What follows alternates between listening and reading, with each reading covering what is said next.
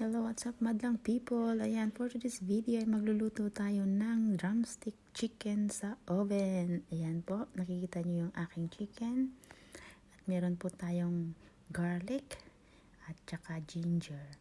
Yan ang gagamitin natin mag-marinate ng chicken. So ayan, binabalatan ko na yung garlic.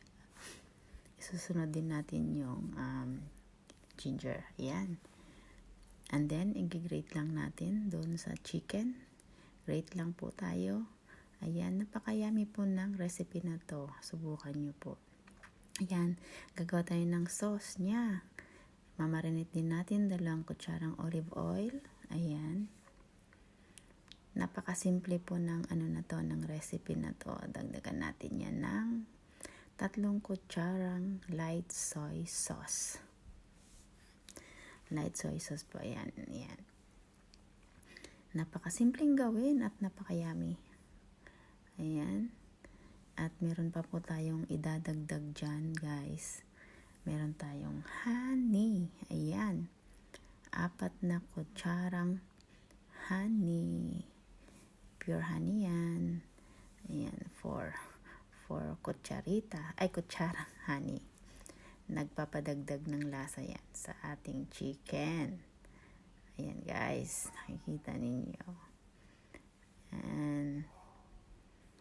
And of course, hindi po nawawala ang ating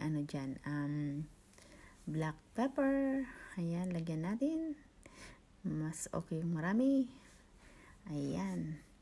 And then, haluin natin para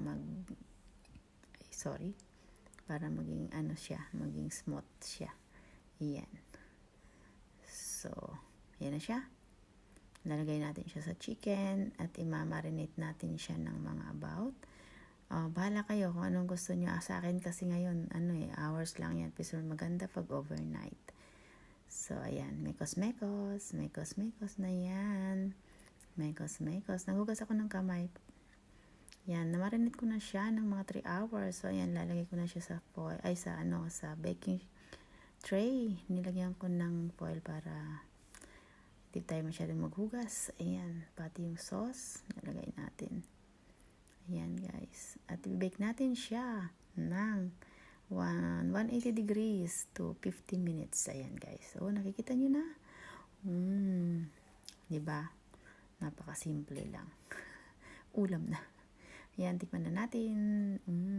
Tender, juicy chicken. So, ayan guys. Thank you so much for watching. See you in my next video. Bye.